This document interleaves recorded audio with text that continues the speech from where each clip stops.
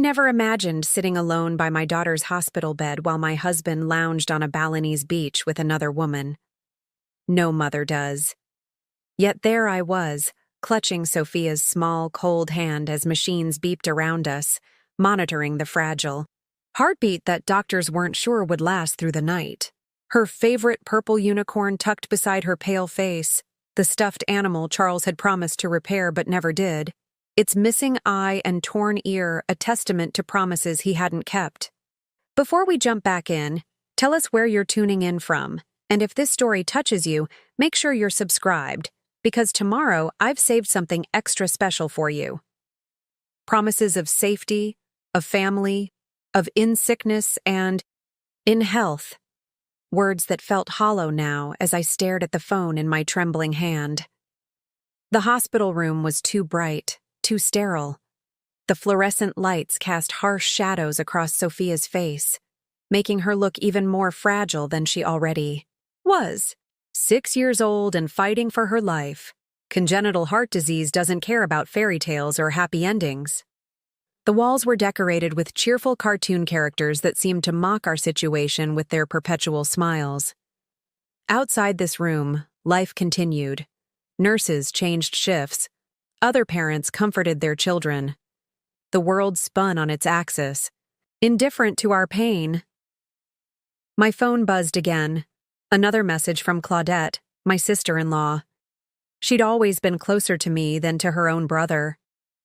"Have you seen this?" The image loaded slowly, pixel by pixel, as if giving me one last chance to look away, to preserve whatever shred of dignity I had left. But I couldn't. My eyes remained fixed on the screen as the picture appeared in cruel clarity. Charles, my husband of 8 years, lounging on white sand beneath a palm tree. His arm wrapped around a woman I recognized immediately, Paula, his administrative assistant. Her head rested on his bare chest, both of them laughing at some private joke, cocktails in hand.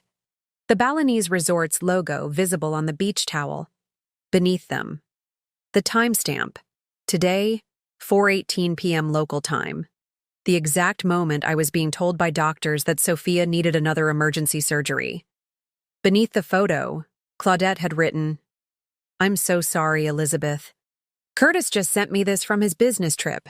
He saw them together at the Amala Resort. I couldn't keep this from you." The room seemed to spin. My lungs forgot how to draw breath. The steady beep of Sophia's heart monitor became distant, as if I were underwater. This wasn't just a business trip that Charles couldn't cut short. This wasn't the critical investor meeting he'd claimed made it impossible to return, even after I'd called him sobbing when Sophia collapsed at school 3 days ago. This was betrayal in its purest form. Calculated, deliberate, cruel.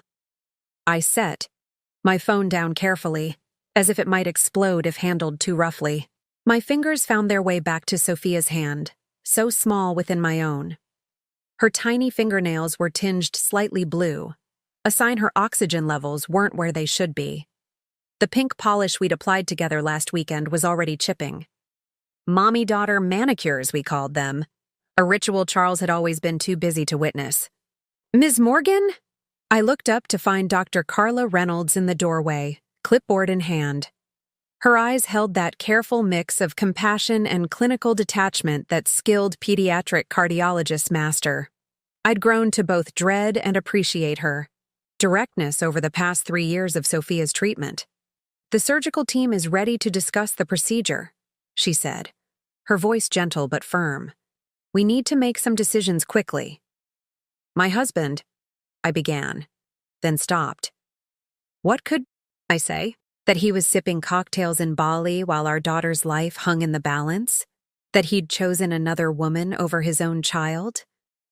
The words died in my throat, replaced by a hard knot of something I couldn't yet name. Not just grief, not just anger, something colder, more resolute. "I understand he's unavailable," Dr. Reynolds said carefully, her eyes flickering to my phone on the bedside table. Had she seen the photo? Or was my face simply that transparent? "But we can't wait any longer for his input. Sophia's mitral valve is deteriorating faster than we anticipated. The regurgitation is getting worse. I straightened my spine, pushing back the tears that threatened to spill. Sophia needed me present, focused. Charles had made his choice, and now I would make mine. "Tell me what we need to do," I said, surprised by the steadiness in my voice. As Dr. Reynolds explained the risks of the procedure, words like cardiopulmonary bypass, sternotomy, and valve replacement washing over me, my mind split in two. One part absorbed every medical detail, asking clarifying questions, weighing options with the fierce attention of a mother fighting for her child. The other part replayed that image of Charles and Paula, cataloging every detail of their betrayal. The way his fingers splayed possessively across her bare shoulder. The carefree tilt of his head, thrown back in laughter. The matching gold bracelets they wore. Was that new? A symbol of something? The fact that he was clearly using our family emergency fund for this getaway. The special account we'd established specifically for Sophia's medical needs. My free hand instinctively moved to the hospital bill that had arrived this morning. Insurance would cover most of it, but not all. Never all.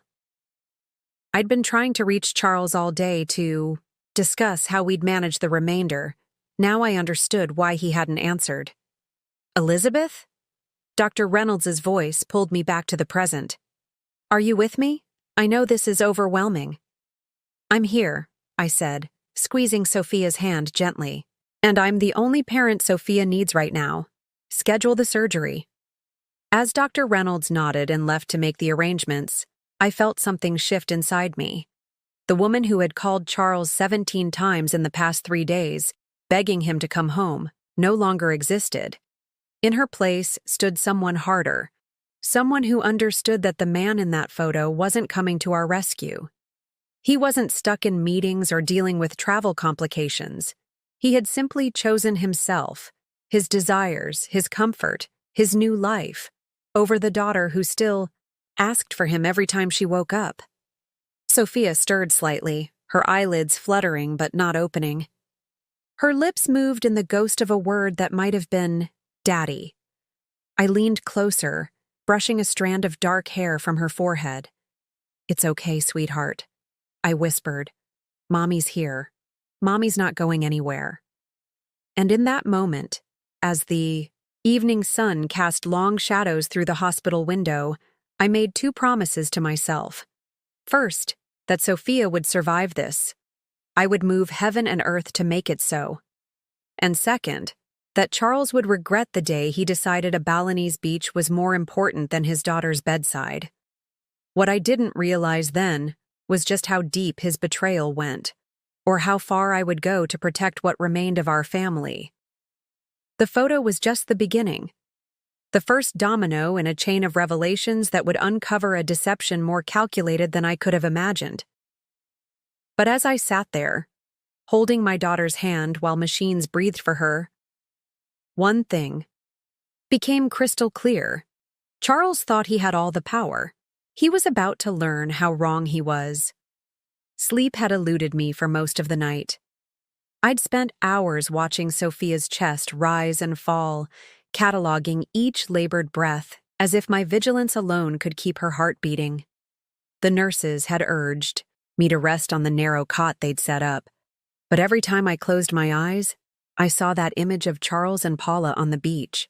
By morning, the photo had burned itself into my consciousness, a snapshot of betrayal so complete it left physical pain in its wake. Dawn brought a flurry of pre-surgical activity. Nurses checked Sophia's vitals while explaining the upcoming procedure in child-friendly terms. They brought her a special stuffed bear with a zipper down its chest, showing how the doctors would help her heart. Sophia, still groggy from medication, nodded with a trust that broke my heart. She'd been through so much in her short life, enduring pain no child should know, yet somehow maintained a resilience I couldn't fathom. "Mommy, is Daddy coming today?" she asked, her voice thin and raspy from the breathing tube they'd removed yesterday. "He's trying, sweetheart," I lied, hating myself for it. but he's very far away. He loves you very much. The preparing and narrating this story took us a lot of time, so if you are enjoying it, subscribe to our channel. It means a lot to us. Now back to the story. Words tasted like ash in my mouth. How many more excuses would I make for him? How many more times would I shield her from the truth? That her father had chosen a tropical getaway with his mistress over her hospital bed? As they prepared to take Sophia to surgery, my phone buzzed with a text. I expected another message from Claudette, perhaps an update on whether Curtis had seen Charles again. Instead, it was from a number I didn't recognize. You don't know me, but I work at a Mala resort. Your husband checked in with a woman 3 days ago. They're not hiding their relationship. There's more you should know. Financial matters. Call this number if you want details. Ebony. My hands trembled so violently I nearly dropped the phone. Financial matters? What did that mean? Charles and I maintained separate accounts for our personal spending, but shared joint accounts for household expenses, and most importantly, Sophia's medical fund.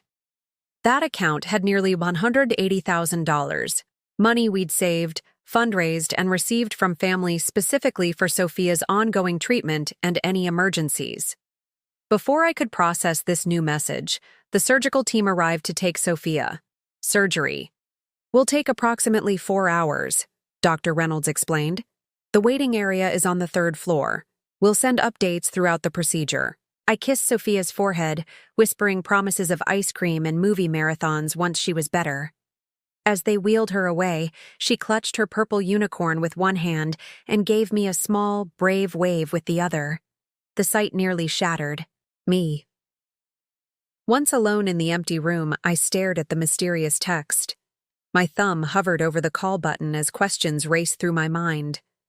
Who was Ebony? Could I trust her? What if this was some kind of scam targeting vulnerable people? But another, darker thought pushed through. What if Charles had done something to our finances? What if Sophia's medical fund was in jeopardy?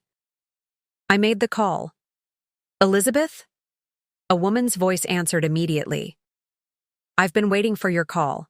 I'm sorry to contact you this way. Who are you? I asked, my voice barely above a whisper. How do you know about my husband?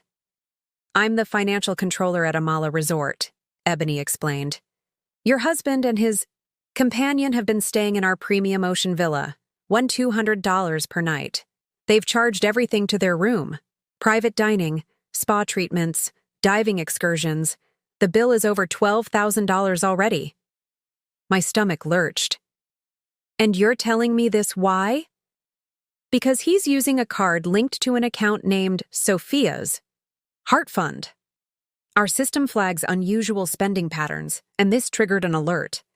It's not my place to interfere in personal matters, but when I saw the account name and then overheard him mention his daughter's illness to another guest, it didn't sit right. The room seemed to tilt beneath me. I grabbed the edge of the hospital bed to steady myself. Are you certain? I managed. I'm looking at the transaction records right now, Ebony confirmed. There's more. He's booked their stay for another 2 weeks, and yesterday he made a down payment on a beach property, $50,000. Same account, $50,000, from Sophia's medical fund. While she lay in a hospital bed fighting for her life, while I worried about covering the portion of her surgery insurance wouldn't pay for. I need to see these records, I said, my voice no longer shaking but hard as steel. I've already compiled them. It's not exactly protocol, but... Ebony paused. I have a daughter too. I can email everything to you. As I gave her my email address, a notification from my banking app appeared on my screen.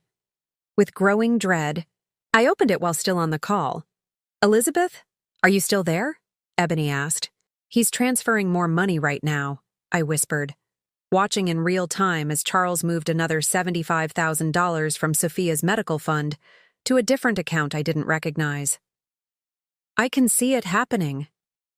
You need to freeze that account immediately, Ebony advised. Call your bank right now. I ended the call and immediately dialed my bank, fingers trembling as I navigated the automated system. By the time I reached a representative and explained the situation, Charles had already completed the transfer. The medical fund now contained just under $30,000, barely enough to cover Sophia's current hospital stay and post-surgical care, let alone any future treatments. "We can attempt to reverse the most recent transfer," the banking representative explained, "but I have to inform you that since Mr. Morgan is a joint account holder, he has legal access to these funds. For future protection, we can remove his access, but we'll need documentation." Documentation. Legal protection.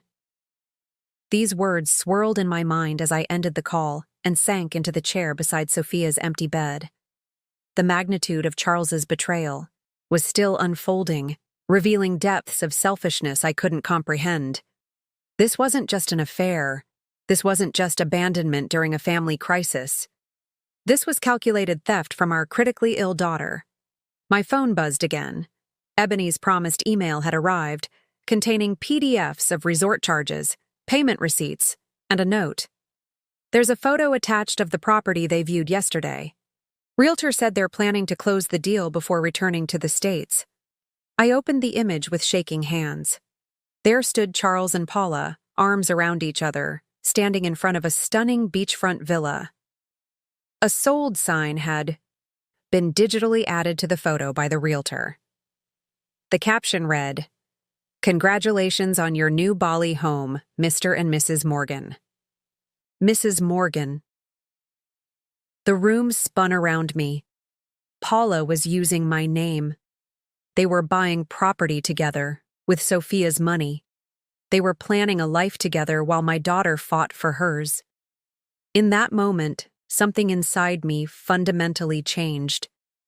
The hurt, the betrayal, the disbelief, all of it crystallized into something harder, colder, more focused. This wasn't just about a cheating husband anymore. This was about my daughter's future, her care, her very survival. With newfound clarity, I composed a text to Claudette. "I need to speak with your father immediately. It's about Charles, Sophia's medical fund, and his new life in Bali." Claudette's father, Michael, had spent 30 years in law enforcement before retiring.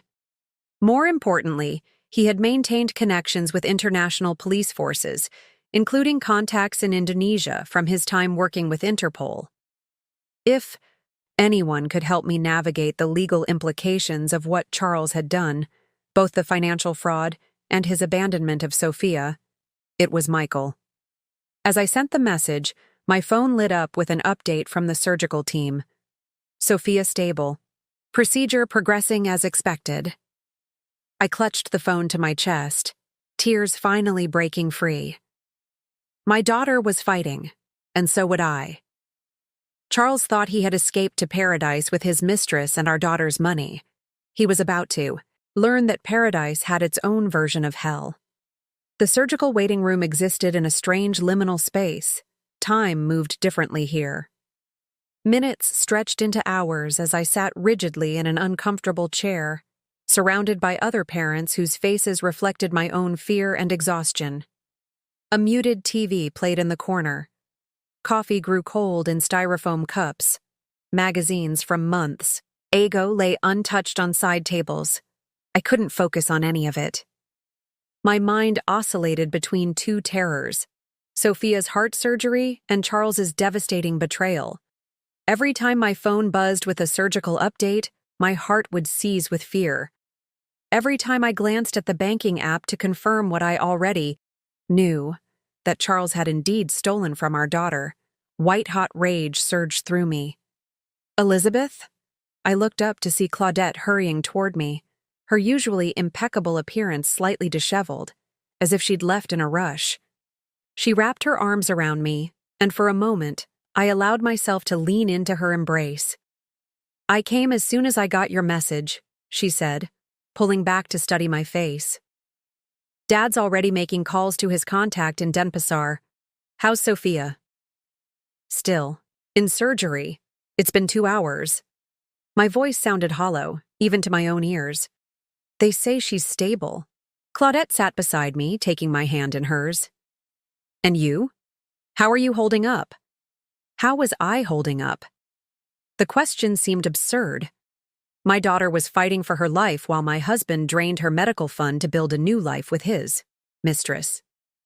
I was surviving on hospital coffee and adrenaline, had slept perhaps 3 hours in the last 2 days, and had just discovered that the man I'd built a life with was capable of cruelty I couldn't have imagined. I'm functioning, I finally answered. Claudette nodded, understanding what I couldn't articulate. She'd always been perceptive that way, so unlike her brother, who excelled at presenting the charming facade people wanted to see while hiding. His true nature.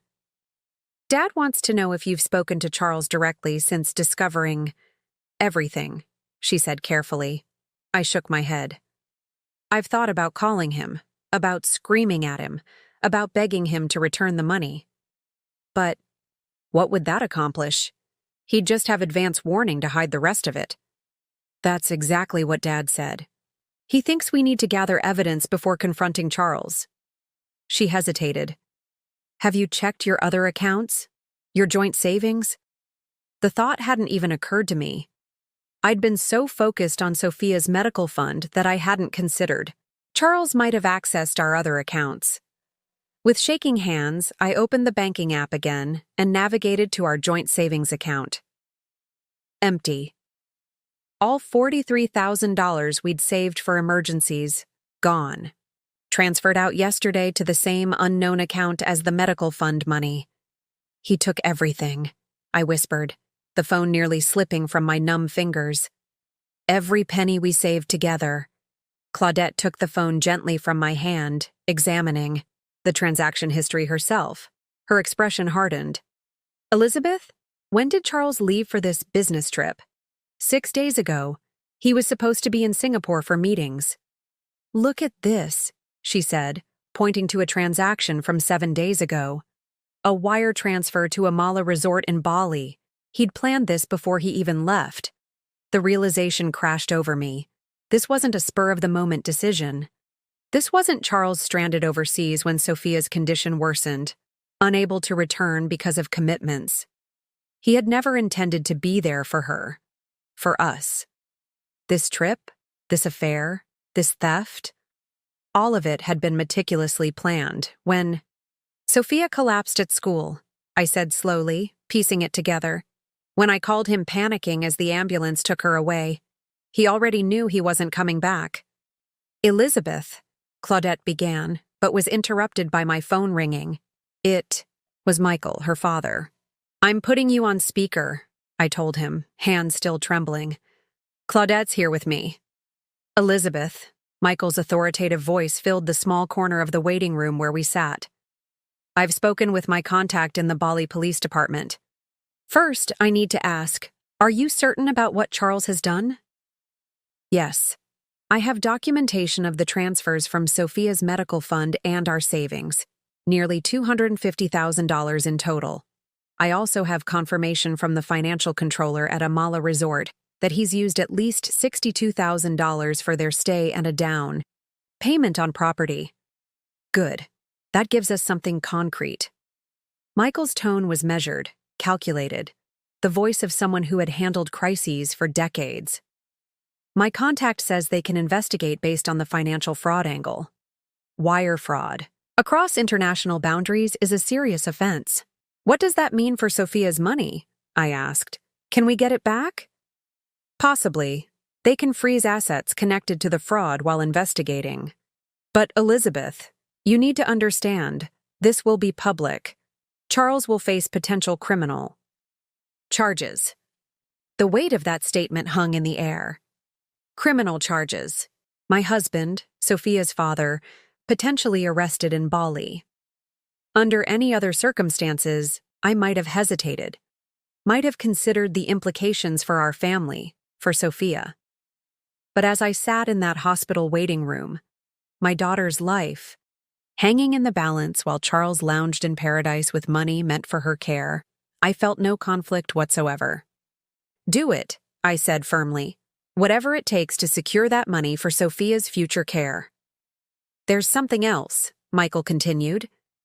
My contact mentioned that foreigners purchasing property in Bali often use questionable methods to circumvent Indonesian law restricting foreign ownership. If Charles is trying to buy property there, he may be committing additional fraud. He is, I confirmed, thinking of the sold sign in the realtor's photo. They're in the process of purchasing a beach villa. That gives us additional leverage. I'll have my contact start the process immediately. In the meantime, document everything. Every transfer, every communication. As the call ended, a nurse appeared in the doorway. "Mrs. Morgan, Dr. Reynolds would like to speak with you about Sophia." My heart lurched. The surgery should have had at least another hour to go. Had something gone wrong? I rose on unsteady legs, Claudette's supportive hand at my elbow. "I'll be right here," she promised.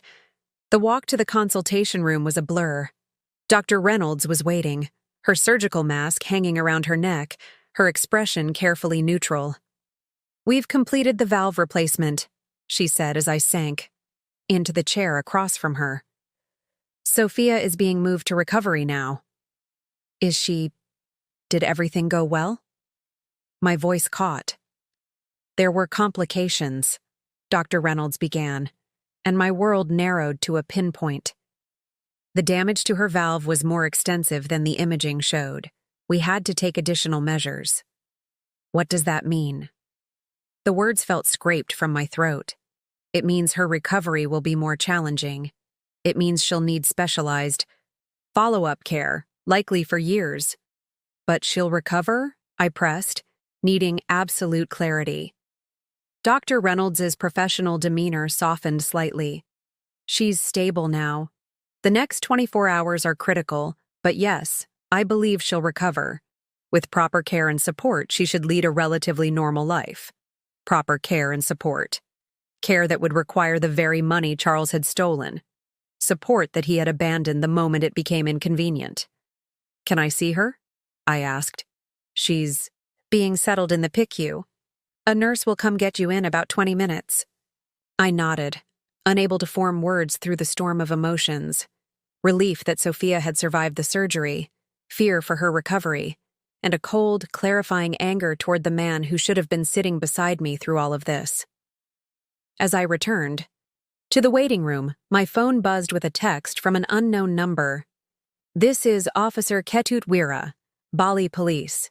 We have located your husband. Surveillance has begun." The pediatric intensive care unit was eerily quiet, save for the rhythmic beeping of monitors and the soft whoosh of ventilators. Sophia looked impossibly small in the hospital bed, surrounded by machines that dwarfed her tiny frame. A thick bandage covered her chest where surgeons had worked to repair her damaged heart. Her face was pale, almost translucent under the harsh fluorescent lights, but her breathing was steady. I gently placed her purple unicorn beside her pillow, a familiar comfort for when she woke.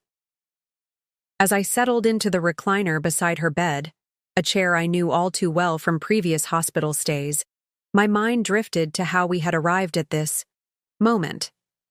Not just the immediate crisis of Sophia's surgery and Charles's betrayal, but the longer journey that had led us here. Charles and I had met at a charity gala 9 years ago. I was working for a nonprofit focused on educational access. He was an investment banker whose firm had sponsored the event. He was charismatic, ambitious, and passionate about making a difference. Or so I believed. We married within a year, both of us certain we'd found our perfect match. The first years were good ones. We bought a house in a neighborhood with excellent schools, traveled during our anniversaries, and talked about the family we would build together. Charles was rising quickly at his firm, his natural charm and sharp business acumen opening doors that led to promotions and bonuses. I continued my work with the nonprofit, finding purpose in helping underprivileged children access educational opportunities. When I became pregnant with Sophia, Charles seemed genuinely excited. He attended every prenatal appointment, painted the nursery himself, and spent hours researching the safest car seats and strollers. I remember watching him assemble her crib, his brow furrowed in concentration, and feeling a wave of love so powerful it brought tears to my eyes. This was the family we had dreamed of creating. Sophia was born perfect, or so we thought. Her first months were textbook. She hit her milestones, charmed everyone with her bubbly personality, and filled our home with a joy neither of us had anticipated. But at her 6-month checkup, the pediatrician detected a heart murmur. "Probably nothing to worry about," she'd said, "but let's get an echocardiogram just to be sure." The diagnosis came like a thunderclap on a clear day: congenital mitral valve dysplasia. Sophia's heart valve hadn't formed properly and would eventually need surgical repair. The cardiologist assured us that many children with this condition led normal lives with proper monitoring and intervention, but the word eventually gave way to soon, as Sophia's condition deteriorated faster than anticipated. Her first surgery came at 18 months. I still remember carrying her into the operating room, her tiny body dressed in a miniature hospital gown, her wide eyes confused and frightened. Charles had been there then, holding my hand in the waiting room, bringing me coffee, and breaking down in tears of relief when the surgeon told us the procedure had been successful. For a while, our life took on a new normal. We adapted to Sophia's medication schedule, regular cardiology appointments, and activity restrictions. Charles threw himself into researching her condition, connecting with other parents in similar situations, and setting up the special medical fund to ensure she would always have the care she needed regardless of insurance challenges. But something shifted after her second surgery at age 4. This time, there had been complications, an infection that kept her hospitalized for weeks. The strain began to show in our marriage. Charles started staying later at the office, missing appointments, becoming irritable when discussing Sophia's care. I attributed it to stress, to fear, to the financial pressure of mounting medical bills even with insurance. "I can't keep watching her suffer," he had said one night, after a particularly difficult day when Sophia had been too weak to get out of bed. "It's destroying me." I had held him then, mistaking his words for the natural anguish of a father watching his child in pain. I didn't recognize it for what it was: the beginning of his retreat, his abandonment. A memory surfaced of a conversation just 3 months ago. We were at the kitchen table reviewing Sophia's medical expenses while she napped upstairs. "What about that new experimental treatment Dr. Reynolds mentioned?" I had asked, scrolling through research articles on my laptop. "The one being developed at Mayo Clinic?" Charles had sighed, rubbing his temples. "It's not covered by insurance. We'd have to pay out of pocket." "We have the medical fund," I'd pointed out. "That's exactly what it's for." "That money needs to last," he'd snapped. "We can't blow it on unproven treatments." His reaction had seemed disproportionate, but I'd chalked it up to the stress we were both under. Now, sitting beside Sophia's hospital bed, I understood with sickening clarity. He'd already been planning his escape, already calculating how to use that money for himself instead of our daughter. The arrival of Paula into our lives had seemed innocent enough at first. Charles hired her as his administrative assistant about a year ago, and she quickly made herself indispensable to him. She was efficient, talented, and often worked late hours alongside Charles. Hours I now realized had nothing to do with work. There had been signs, of course. The sudden business trips that couldn't be rescheduled.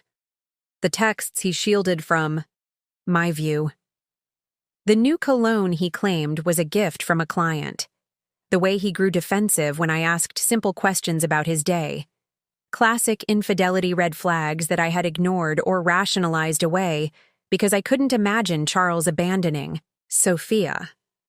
I couldn't fathom that anyone could turn their back on their own child, especially one as vulnerable and loving as our daughter.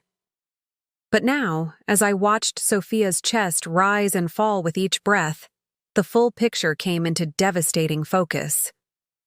Charles hadn't just fallen for another woman. He had systematically planned an exit strategy that included stealing from our critically ill daughter. This wasn't a momentary lapse of judgment or a midlife crisis. This was calculated cruelty. My phone buzzed with another text from Officer Katut Weera. Surveillance photos attached. Confirmation needed that this is your husband. I opened the images with trembling fingers. There was Charles, lounging by an infinity pool that overlooked the ocean. Paula sat beside him in a bikini, laughing at something on her phone. They looked carefree, unburdened, as if there wasn't a 6-year-old girl fighting for her life half a world away. Before I could respond, another message appeared. We have also identified unusual property transaction. Foreign nationals cannot own property directly in Indonesia. Your husband is attempting to use local proxy. This is illegal. We need statement from you to proceed with investigation. I typed back immediately. Yes, that is my husband Charles Morgan and his assistant. Paula, I will provide whatever statement you need. As I set my phone down, Sophia stirred slightly. Her eyelids fluttered but didn't open. Her small hand twitched beside the purple unicorn. I leaned forward, stroking her hair gently. I'm here, sweetheart, I whispered. Mommy's right here. A nurse entered quietly to check Sophia's vitals. She's doing well, she assured me. Her numbers are looking good. Would you like me to bring you something to eat? You've been here for hours. I shook my head. I'm not hungry. You need to keep your strength up, she said kindly. For her. She was right, of course. I couldn't help Sophia if I collapsed from exhaustion and hunger. I couldn't fight for her if I didn't take care of myself. Maybe some soup, I conceded. And coffee. Definitely coffee. As the nurse left, my phone rang. It was Michael. Elizabeth, he said without preamble. The Bali police are building a case. But there's something else you should know. Charles has been making regular calls to your family lawyer for the past month. My contact at the firm says he's been inquiring about divorce proceedings. Divorce. The word should have devastated me. Instead, it felt like the final piece of a puzzle clicking into place. That's not all, Michael continued, his voice grave. He's been asking specifically about custody arrangements for a chronically ill child. My blood turned to ice. Custody. He abandoned her. He stole money meant for her care. People like Charles rewrite history to suit their narrative, Michael said. Be prepared. This is going to get uglier before it gets better. As I ended the call, Sophia's monitor beeped. A small irregularity in her heartbeat that quickly stabilized. I placed my hand gently on her arm, feeling the warmth of her skin, the pulse beneath my fingers. I won't let him take you, I promised, her softly. Not now. Not ever. The pediatric floor quieted as night fell. Nurses moved silently between rooms, checking vitals and administering medications with practiced efficiency. Sophia remained asleep, her small body working to recover from the trauma of surgery. Dr. Reynolds had stopped by earlier to report that all signs pointed toward a stable recovery, though she cautioned that the next 48 hours would remain critical. Alone, with my thoughts in the dim light of Sophia's hospital room, I found myself excavating memories, searching for signs I'd missed, warnings I'd ignored. Like an archaeologist brushing away layers of self-deception, I uncovered a pattern that had been there all along. 8 months ago, Charles had insisted on taking over management of our finances. You have enough on your plate with Sophia, he'd said, his tone reasonable, concerned. Let me handle the money stuff. It's what I do for a living, after all. I'd agreed, grateful for one less responsibility while managing Sophia's medical appointments, medications, and school accommodations. Charles had set up automatic payments for our bills and given me a credit card for daily expenses. I rarely checked our accounts after that, trusting him implicitly with our financial well-being. 6 months ago, he'd suggested moving Sophia's medical fund to a different bank. Their investment options are better, he'd explained. We could potentially grow the fund faster with their management. Again, I hadn't questioned him. Why would I? He was Sophia's father, as invested in her future as I was. Or so I believed. 5 months ago, he'd begun taking more business trips, each one seemingly longer than the last. The Singapore expansion is crucial for the firm, he'd explained as he packed for what would be the first of many absences. If I can make this work, we'll have more financial security for Sophia's treatments. He'd return from these trips distant, distracted, often working late into the night in his home office. I'd attributed it to work stress, to the pressure he felt as our family's provider. I'd tried to make things easier for him at home, shielding him from the daily challenges of Sophia's care, believing I was supporting him.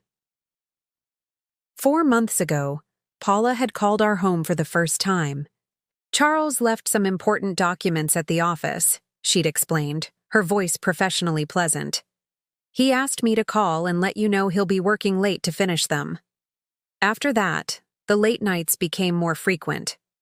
The documents were always urgent, the meetings always crucial. Sometimes Charles wouldn't come home until I was already asleep, slipping into bed smelling of unfamiliar cologne and mouthwash. 3 months ago, Charles had missed Sophia's cardiology appointment, the first important medical visit he'd ever missed. "I'm sorry, honey," he'd said over the phone. "This client meeting came up suddenly. I'll make it up to you both." But he never did. Instead, he missed the next appointment too, and the one after that. 2 months ago, he'd suggested I take some time for myself.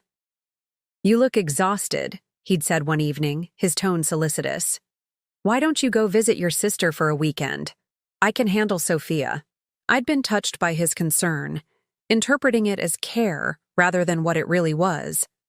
An attempt to establish that he could manage Sophia alone, building a case for shared custody I didn't yet know he was planning. 1 month ago, I'd found a brochure for Bali in his briefcase while looking for a pen. "Just dreaming," he'd said with a laugh when I asked about it. "Maybe we can take a family trip when Sophia's stronger." The lies were so smooth, so reasonable, each one building on the last to create an architecture of deception I'd lived within without seeing the blueprint. A soft knock at the door interrupted my thoughts. A different nurse, older than the previous one, entered with a tray. "Chicken soup and coffee," she said quietly. "And I brought some fresh fruit. You need to eat." I thanked her, realizing I hadn't had a proper meal in over 24 hours. As she checked Sophia's IV and adjusted her blanket, I forced myself to eat a few spoonfuls of soup. "You're doing great, Mom," the nurse said kindly. "It's not easy being the strong one." Her words touched something raw inside me. "I don't feel strong," I admitted. "I feel blind, stupid." She paused, studying me with compassionate eyes. "I've been a PICU nurse for 27 years. You know what I've learned? That people like you, parents of sick kids, are carrying burdens most people can't imagine. You don't have the luxury of looking for betrayal. You're too busy fighting for your child." Her words weren't empty comfort. They contained a truth I needed to hear. I'd missed the signs of Charles's infidelity and financial fraud because my focus had been where it belonged, on Sophia. After the nurse left, I pulled out my phone and opened my photo gallery. I scrolled back through the months, studying pictures of Charles with new eyes. There it was, the subtle shift in his expressions. In older photos, he looked engaged, present, his arm around me, his smile reaching his eyes. But starting around 6 months ago, something changed. His smiles became perfunctory. In family photos, he stood slightly apart. In pictures with Sophia, his eyes held a distance that now seemed obvious. I continued scrolling until I found a specific image from about 4 months ago, Charles's company holiday party. I zoomed in on the background where Paula stood talking to colleagues. She was watching Charles, her expression holding something I hadn't noticed at the time. Possessiveness. My phone buzzed with an email notification from Ebony at the Amala Resort. "Elizabeth, I've compiled all financial transactions from Charles. Morgan's stay, I've also included surveillance images from our security system showing Charles and Paula together dating back to January of this year. This suggests this isn't their first visit to our resort. January, 5 months ago, when Charles had supposedly been in Singapore for the first time, I opened the attached photos. There they were, walking hand in hand on the beach, dining at the resort restaurant, entering their villa together. The timestamps confirmed what Ebony was suggesting. Their affair had been going on much longer than I'd realized, and Bali had been their meeting place multiple times. Another email arrived, this one from my bank confirming that they had frozen our joint accounts pending investigation of potential fraud. A small victory, but one that came too late to recover the money Charles had already transferred. My phone rang, a video call from an Indonesian number. "Mrs. Morgan, this is Officer Ketut Wira," said the man on screen. He appeared to be in his 40s with a serious expression and a police uniform. "I'm calling to update you on our investigation." "Have you arrested Charles?" I asked immediately. "Not yet," he replied. "We are building our case first. We have confirmed illegal activity related to the property purchase. Foreign nationals cannot directly own property in Indonesia. Your husband and Ms. Bennett were attempting to use a nominee arrangement, which is against Indonesian law." "Ms. Bennett?" I repeated, confused. "Paula Bennett, the woman with your husband," Officer Wira clarified.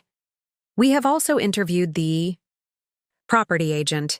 He confirms that Mr. Morgan represented Ms. Bennett as his wife, as you, during negotiations." A fresh wave of anger washed over me. Charles hadn't just taken another woman to Bali. He had presented her as me, used my identity as part of his fraud. "There is something else," Officer Wira continued, his expression grave. "We have evidence suggesting Mr. Morgan may be planning to leave Bali soon. He has been making inquiries about private charters to Singapore." "He's running," I said, the realization dawning. "He knows the money transfers have been discovered." "That is our assessment as well," Officer Wira agreed. "We need your formal statement immediately if we are to take action before he leaves Indonesian jurisdiction." "I'll provide whatever you need," I assured him. As the call ended, I glanced at Sophia. In sleep, her face looked peaceful, unburdened by the complexities surrounding her. She deserved so much better than a father who could steal her future and run. I opened my laptop, determined to compile everything I had discovered. The financial records, the emails from Ebony, the photos of Charles and Paula, the evidence of identity fraud. Charles thought he had planned the perfect escape, but he had underestimated the resources I would find, the allies who would emerge, and most of all, the lengths to which I would go to protect our daughter. This wasn't just about a cheating husband anymore. This was about justice for Sophia, and I was just getting started. Morning arrived with a gentle shift in Sophia's condition. Her eyes fluttered open as sunlight filtered through the hospital blinds. For a moment, confusion clouded her features as she took in the unfamiliar ceiling, the medical equipment, the bandages on her chest. Then her gaze found me, and relief washed over her face. "Mommy," she whispered, her voice raspy from the breathing, tube that had been removed overnight. I was at her side instantly, carefully taking her small hand in mine. "I'm here, sweetheart. You did so well in surgery. The doctors fixed your heart." She nodded solemnly, accepting this information with the strange wisdom children sometimes possess in difficult moments. Her eyes darted around the room, searching for something or someone. "Where's Daddy?" she asked, the question I had been dreading. The easy path would have been another lie. "He's stuck at work. He's coming later. He sends his love." The words were there, ready to be spoken, a shield to protect her from a truth too heavy for her small shoulders. But looking into her trusting eyes, I realized that easy lies had facilitated Charles's betrayal. Easy lies had allowed him to construct his double life while I remained blind to what was happening. Before I could answer, Dr. Reynolds entered the room, bringing with her the brisk efficiency that had become a comfort over years of Sophia's treatment. "Good morning, Miss Sophia," she said warmly. "I'm so happy to see those eyes open." While Dr. Reynolds examined Sophia, checking her incision and listening to her heart, I stepped into the hallway to collect myself. My phone had accumulated several notifications overnight: emails from Michael with legal documents requiring my signature, updates from the bank's fraud department, and a text from Charles himself. I stared at his name on my screen, my thumb hovering over the message. After nearly a week of silence, after abandoning us during the worst crisis of our lives, what could he possibly have to say? I opened the text. "Elizabeth, I know you're upset. There are things you don't understand about our situation. Paula and I never meant for this to happen. I still care about Sophia, but I need to live my own life. I'm trying to arrange a settlement. That will be fair to everyone. Please don't do anything rash." The audacity of his words struck me like a physical blow. Things I don't understand? Never meant for this to happen? As if betrayal, theft, and abandonment were simply unfortunate accidents rather than deliberate choices he had made. And that final warning, "Don't do anything rash," revealed his true concern. Not Sophia's well-being, not the pain he had caused. Only the consequences he now feared were coming. I was still staring at the message when Claudette arrived, carrying a tote bag filled with fresh clothes for me and new pajamas for Sophia.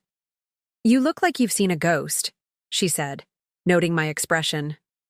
Wordlessly, I showed her Charles's text. Her face hardened as she read. "The nerve," she whispered, handing my phone back.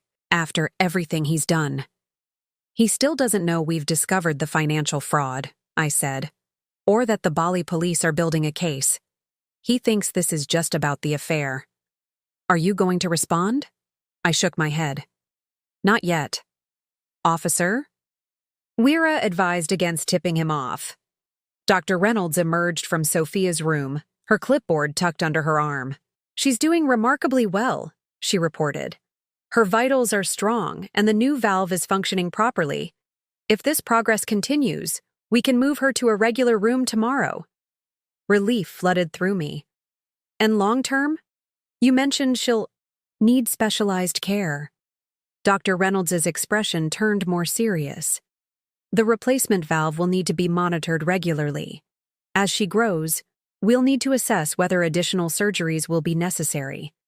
There's also a specialized therapy program I'd recommend.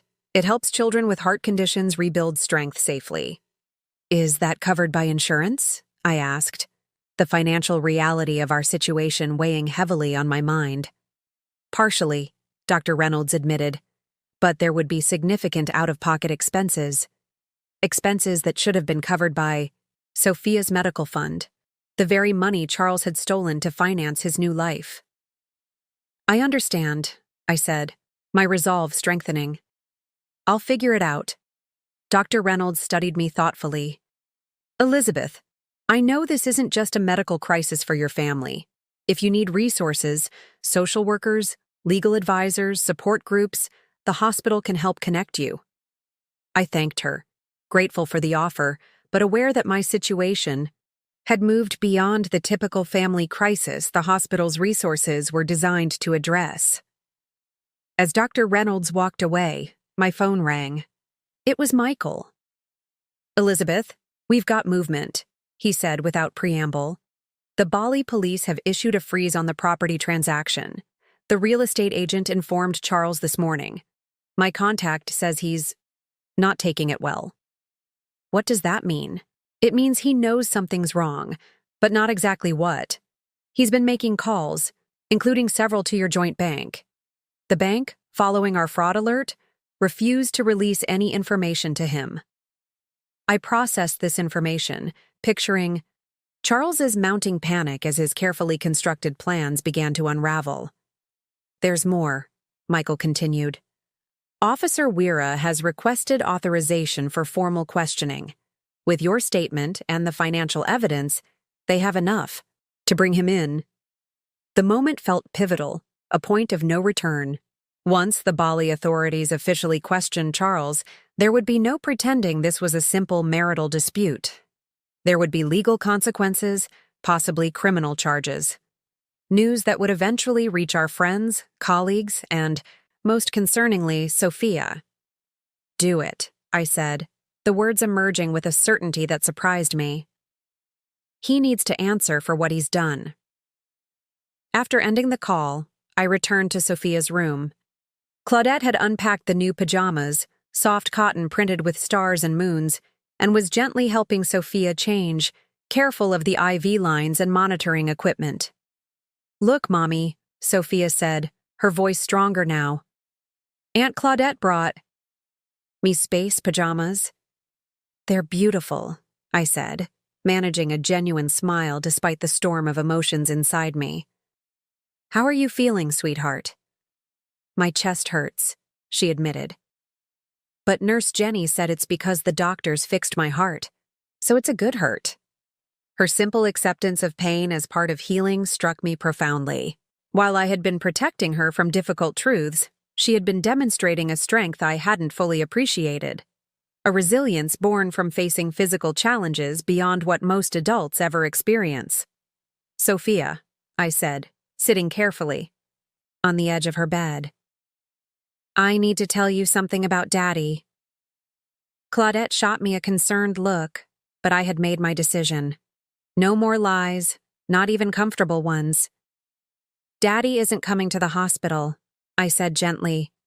"He's very far away right now, and he's going to be far away for a long time." Sophia's brow furrowed. "Because of his important work trip?" "No, sweetheart. Daddy made some choices that mean he can't be with us right now. It's not because of you. It's not because of your heart. It's because of choices that grown-ups sometimes make." Tears welled in her eyes. "Doesn't he want to see me?" The question broke my heart, but I refused to offer false comfort. "I think part of him does. But Daddy is very confused right now about what's important." Sophia was quiet for a long moment, processing this in her own way. "Is that why he didn't come when I had to ride in the ambulance?" The fact that she had noticed, had been aware of his absence even then, made my throat tighten with emotion. "Yes, that's why." "Are you going to go away too?" she asked, her voice small and frightened. "Never," I promised fiercely, carefully gathering her into a gentle embrace, mindful of her incision and tubes. "I will always be right here with you, no matter what." As I held her, my phone buzzed with another notification. Officer Weira had sent a message. "Charles Morgan has been brought in for questioning. We have secured his passport. He will not be leaving Bali until this matter is resolved."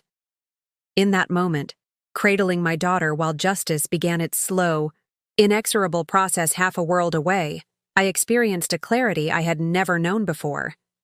The path forward would be difficult, financially, legally, emotionally, but for the first time, I could see it clearly, unmarred by deception or false hope. Charles had believed he held all the power. He had counted on my distraction, my trust, my fear of disrupting Sophia's life. But as I felt my daughter's heart beating against mine, strong despite everything it had endured, I recognized a truth he had fatally miscalculated. There was nothing I wouldn't do to protect her. Nothing. By the next afternoon, Sophia had been moved from the PICU to a regular pediatric room, a small victory in our ongoing battle. The new room felt less intimidating with its colorful walls and large window overlooking the hospital garden.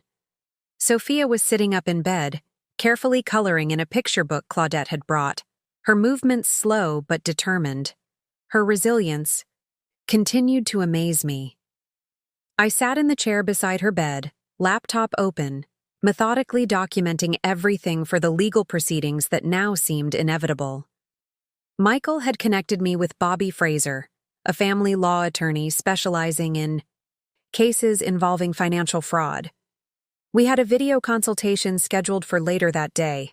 My phone rang, Officer Weira calling from Bali. "I'm going to step into the hallway for a moment, sweetheart," I told Sophia, who nodded without looking up from her coloring. In the quiet corridor, I answered the call, bracing myself for whatever new development had occurred. Mrs. Morgan, Officer Weira began, his voice formal but not unkind. I'm calling to update you on our investigation. We questioned your husband for several hours yesterday. He initially denied all allegations. Initially? I asked, catching the implication. Yes, when presented with evidence of the financial transactions and property fraud, his position changed. He has admitted to transferring funds from your daughter's medical account and attempting to purchase property illegally. My heart raced. I hadn't expected Charles to confess so quickly. However, Officer Weira continued, he insists that the money was rightfully his to use. He claims you had abandoned your marital responsibilities and that he needed to secure his future, as you were emotionally unstable due to your daughter's illness. The accusation hit like a slap. After everything, the years spent caring for Sophia, the sleepless nights in hospital rooms, the careful management of her medications and appointments, Charles was painting me as unstable, as neglectful.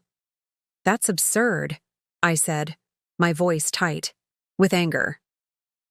I have documentation of every doctor's appointment, every medication schedule, every school accommodation meeting, all of which I attended alone because he chose not to be present. We understand, Mrs. Morgan, Officer Weira assured me. His claims contradict the evidence we've gathered. But you should be aware that he's attempting to shape a narrative. Is he still in custody? No. He has been released but is prohibited from leaving Bali. His passport has been confiscated, and he must report to the police station daily. The formal charges are being processed now: wire fraud, attempted property fraud, and potentially identity theft related to his misrepresentation of Ms. Bennett as you. After ending the call, I leaned against the wall, processing this new information. Charles was building a defense based on portraying me as an unstable mother, a strategy that made my blood boil not just for my sake, but for every parent who had ever devoted themselves to a chronically ill child. When I returned to Sophia's room, Claudette was there, having arrived during my call. She took one look at my face and knew something had happened. Sophia, why don't we see if we can find that puppet show on TV you like? She suggested, turning on the television mounted on the wall. Once Sophia was distracted, Claudette pulled me into the far corner of the room. What is it? She whispered. I summarized Officer Weira's call, watching as Claudette's expression shifted from concern to outrage. He's calling you unstable? You? After everything you've done for Sophia while he was off playing house with his assistant? Her voice rose slightly before she caught herself, glancing at Sophia to ensure she hadn't heard. He's desperate, I said quietly. He's facing serious charges in Indonesia and knows he'll face more when he returns to the States. He's trying to create a defense. It won't work, Claudette insisted. Not when everyone who knows you can testify to your devotion to Sophia. Her confidence bolstered me, but a nagging worry remained. Charles had always been persuasive, skilled at spinning narratives that served his interests. I couldn't underestimate his ability to manipulate others, especially in legal proceedings where perception could sometimes outweigh reality. My laptop chimed with an incoming email, a formal statement from the Indonesian authorities requesting additional documentation of Sophia's medical condition and the purpose of the fund Charles had misappropriated. I began gathering the records immediately, a task made easier by my habitual organization of Sophia's medical history. As I worked, a peculiar sensation settled over me. For days, I'd been reacting to Charles's betrayal, shocked, hurt, angry, determined. But now, as I assembled evidence that would help hold him accountable, I felt something unexpected. Power. Not the vindictive power of revenge, but the steady strength of advocacy. I wasn't just a victim of Charles's deception. I was Sophia's defender, her voice, her champion. The hospital's social worker, Ms. Patel, stopped by later that afternoon to check on us. After briefly chatting with Sophia about her favorite cartoon characters, she asked to speak with me privately in the family consultation room across the hall. "Dr. Reynolds mentioned your situation," she said once we were seated.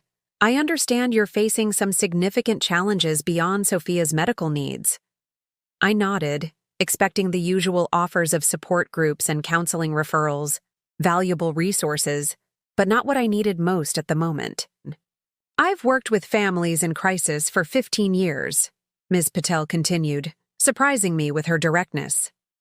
"And I've seen many situations where medical emergencies expose or create deeper family fractures. What your husband has done is not just a personal betrayal. It's a form of financial abuse that directly impacts your daughter's care." Her frank assessment was refreshing after days of carefully measured words from doctors and nurses. "The hospital has resources that might help," she continued, pulling out a folder. "There's an emergency fund for families facing financial hardship due to medical crises. It won't replace everything that was taken, but it could help with immediate expenses while the legal issues are resolved." She handed me an application form, then reached into her briefcase and withdrew another document. "This is something else you should consider. It's information about obtaining an emergency custody order based on parental abandonment and financial exploitation. If your husband is building a case for shared custody as you suspect, you'll want to be proactive." I stared at the document, the reality of what lay ahead settling over me. This wasn't just about recovering stolen funds or seeing Charles face consequences for his actions. This was about legally protecting Sophia from a father who had proven himself untrustworthy with her well-being. "I never wanted this for her," I said quietly. "I never wanted her to grow up in a broken home, shuttled between parents, explaining to friends why her dad isn't around." Ms. Patel's expression softened. "Elizabeth, forgive my bluntness, but your home was broken the moment your husband chose to abandon his child and steal money meant for her care. What you're doing now isn't breaking your family, it's protecting what remains of it." Her words crystallized something I'd been feeling but couldn't quite articulate. I wasn't destroying our family unit. Charles had already done that. I was salvaging what mattered most: Sophia's security, her future, her trust in at least one parent who would never abandon her. "Thank you," I said, tucking the documents into my bag, "for seeing this for what it is." When I returned to Sophia's room, she had fallen asleep, her coloring book still open beside her. I gently moved it to the bedside table, noticing the picture she'd been working on, a family of elephants, the largest one colored in vivid purple, her favorite color. "The mommy elephant is purple because she's magic," Sophia had explained earlier. "She can protect the baby elephant from anything." Looking at her peaceful face, I made a silent vow. I had failed to see Charles's betrayal until it was too late, but I wouldn't fail at this. I would be the mother Sophia deserved, strong enough to face the truth, brave enough to protect her, and honest enough to help her understand the difficult changes ahead. My phone chimed with a calendar reminder for my upcoming consultation with Bobby Fraser. I settled into the chair beside Sophia's bed, opened my laptop, and prepared to transform from a woman blindsided by betrayal into an advocate armed with evidence, determination, and the fiercest love a mother could possess. Charles had chosen his path. Now I was choosing mine. 5 days after Sophia's surgery, the doctors deemed her stable enough to return home. Her recovery would be a long process: physical, therapy, medication adjustments, regular checkups. But she was healing well, her strength returning a little more each day. As we prepared to leave the hospital, Dr. Reynolds reviewed her care instructions one final time. "Remember, no strenuous activity for at least 6 weeks," she cautioned. "The home health nurse will visit twice weekly to check her incision and vitals, and I want to see her back here next Thursday for a follow-up echocardiogram." I nodded. mentally adding these new appointments to the calendar I'd been maintaining since Sophia's diagnosis 3 years ago. And Elizabeth, Dr. Reynolds added, her tone softening. Take care of yourself, too. Sophia needs you healthy and strong. The drive home felt surreal. Sophia dozed in her booster seat, exhausted from the simple act of changing clothes and being wheeled to the car. Claudette had gone ahead to prepare the house, stocking the refrigerator and setting up Sophia's bedroom with extra pillows for comfort. As I pulled into our driveway, the sight of our home struck me differently than it had just a week ago. The colonial-style house with its neat garden and wraparound porch had once represented the life Charles and I had built together. Now it felt like a crime scene, a place where years of deception had unfolded beneath a veneer of domestic normality. Claudette met us at the door, helping me settle Sophia in her bedroom before pulling me aside. Bobby Fraser called, she whispered. He's found something in Charles's financial records. He wants to meet as soon as possible. Did he say what it was? She shook her head. Just that it was significant and involved more than the medical fund. While Claudette stayed with Sophia, I set up my laptop in the home office, a room I had rarely used before Charles's betrayal, but had now claimed as command central for my investigation. Bobby had agreed to a video call since I couldn't leave. Sophia. At precisely 2 p.m., Bobby's face appeared on my screen. In his mid-50s with salt-and-pepper hair and wire-rimmed glasses, he projected the competent assurance I desperately needed. Elizabeth, thank you for making time, he began. I know you're juggling a lot with Sophia's recovery. What have you found? I asked, too mentally exhausted for small talk. We've been tracing the money Charles transferred out of Sophia's medical fund and your joint savings, he explained, sharing his screen to show a complex flowchart of financial transactions. Most of it went to accounts in Bali, as we suspected, funding the resort stay and property purchase, but approximately $95,000 was diverted elsewhere. He highlighted a section of the chart showing transfers to an account I didn't recognize. This is a private investment account Charles opened 18 months ago, Bobby continued. He's been making regular deposits, small enough to avoid triggering alerts, $2,000 here, $5,000 there, building a separate financial life right under your nose. The timeline hit me hard. 18 months ago, well before Sophia's condition had worsened, before Paula had entered the picture. Charles's exit strategy wasn't a recent development. It had been in motion for over a year. There's more, Bobby said, his expression grave. We've discovered evidence that Charles has been systematically inflating your household expenses and pocketing the difference. Mortgage payments, insurance premiums, even Sophia's medical bills, he's been reporting higher amounts to you than he was actually paying. The revelation stunned me. While I had been focusing on Sophia's care, trusting Charles to handle our finances, he had been embezzling from our family budget bit by bit. For how long? I managed to ask. Based on the records we've obtained so far, at least 2 years, Bobby replied. And Elizabeth, there's something else you should know. Charles made a call to your family lawyer yesterday, from Bali. What did he want? He inquired about divorce proceedings, specifically whether he could file from abroad. He also asked about Indonesia's non-extradition status with the United States. The implication was clear. Charles was investigating whether he could divorce me from Bali while avoiding potential criminal charges in the U.S. Can he do that? I asked, a new fear taking hold. Not effectively, Bobby assured me. Indonesia and the U.S. may not have an extradition treaty, but that doesn't mean he can hide there forever. More importantly, any divorce filing would have to address the financial fraud, which would strengthen our position regarding both asset division and custody. After the call ended, I sat motionless, trying to process the extent of Charles's deception. This wasn't just opportunistic theft committed in the heat of a passionate affair. This was calculated, long-term fraud, a deliberate strategy executed over years while I focused on keeping our daughter alive. My phone buzzed with a text from Michael. Indonesian prosecutor wants to speak with you. Important development. Can you talk now? I immediately called him back. Elizabeth, Michael answered without preamble. The prosecutor handling Charles's case has found emails between Charles and Paula dating back 14 months. They've been planning this move to Bali for nearly a year. Bobby just told me Charles has had a secret account for 18 months, I said.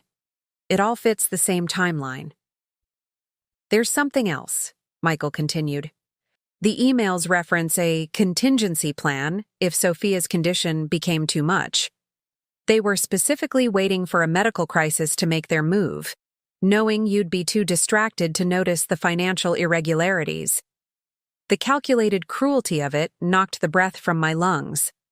They hadn't just taken advantage of Sophia's medical emergency. They had been waiting for it, planning around it, maybe even hoping for it. The prosecutor believes this strengthens the case significantly, Michael added. It demonstrates premeditation and exploitation of a vulnerable child, which carries heavier penalties under Indonesian law. After hanging up, I found myself drawn to Charles's home office, a space I had avoided since discovering his betrayal. If he had been plotting this for so long, what other evidence might he have left behind? The room was impeccably organized, reflecting Charles's meticulous nature. His desk held the usual items: a computer monitor, a desk lamp, a container of pens. The filing cabinet in the corner was locked, but I knew where Charles kept the key, in a small box on the top shelf of his closet. Once I retrieved it, I began methodically going through each drawer, scanning documents, taking photos of anything that seemed relevant. Most files contained standard financial records: tax returns, investment statements, property documents, nothing immediately incriminating until I reached the bottom drawer. There, in a folder marked Personal, I found a life insurance policy I'd never seen before. Charles had taken out a $2 million policy on himself 2 years ago, with Paula listed as the sole beneficiary. The date on the policy stopped me cold. It was just 3 weeks after Sophia's second surgery, when she'd suffered complications and spent weeks in the hospital. While I had been sleeping in a chair beside our daughter's hospital bed, Charles had been planning for Paula's financial security. Beneath the policy lay printed emails between Charles and a property management company in Bali, discussing rental prospects for luxury villas. With proper management, you could see returns of 15–20% annually on your investment, the agent had written. Charles had highlighted that section and scrawled "Financial security for P" in the margin. My hands shook as I continued searching, uncovering more evidence of Charles's double life. Brochures for Balinese properties, notes about Indonesian residency requirements, even Indonesian language learning materials with common phrases translated into English. One page had "No extradition to U.S." underlined multiple times. The most damning discovery came at the very bottom of the drawer: a notebook containing detailed calculations of Sophia's medical expenses versus the balance of her medical fund. Charles had been treating our daughter's healthcare fund like a personal investment portfolio, calculating exactly how much he could siphon without being detected. I photographed everything, my movements mechanical, my mind struggling to reconcile the man I had married with the person revealed in these documents. This wasn't just betrayal, it was a complete absence of basic human empathy. Toward me, toward our marriage, but most unforgivably, toward our critically ill child. As I replaced the documents and locked the cabinet, Claudette appeared in the doorway. "Sophia's asking for you," she said. She woke up a little disoriented. I nodded, tucking my phone with its damning photos into my pocket. The evidence I'd gathered would go to Bobby Fraser, to Officer Weira, to the prosecutor's building. Their case. But right now, my daughter needed me. As I headed toward Sophia's room, I realized my hands had stopped shaking. The shock was giving way to a cold, focused clarity. Charles had spent years calculating his escape, meticulously planning how to extract maximum financial benefit before abandoning us. Now it was my turn to be methodical, to use every resource available to ensure his plans collapsed around him. 2 weeks after Sophia's discharge from the hospital, a new routine had established itself in our home. Mornings were filled with medication, schedules, and gentle physical therapy exercises. Afternoons often brought visits from the home health nurse or video calls with Dr. Reynolds. Evenings were for quiet activities, reading stories, watching movies, or coloring in the new art supplies Claudette had brought. Throughout it all, Sophia was regaining strength, her resilience a constant source of amazement. The legal proceedings against Charles were advancing on multiple fronts. In Indonesia, he faced charges related to financial fraud and illegal property transactions. The prosecutor had frozen his assets in Bali, including the down payment on the beach villa. Domestically, Bobby Fraser was building a comprehensive case addressing the financial theft, the divorce Charles had inquired about, and the custody arrangements that would best protect Sophia. I had just finished helping Sophia with her lunch when my phone rang, an unfamiliar number with an Indonesian country code, but not Officer Wira's. "Curious," I answered. "Mrs. Morgan? This is Ebony Williams from Amala Resort in Bali," the now familiar voice said. "I have information you should know." "Has something happened with Charles?" I asked, stepping into the hallway to keep the conversation private from Sophia.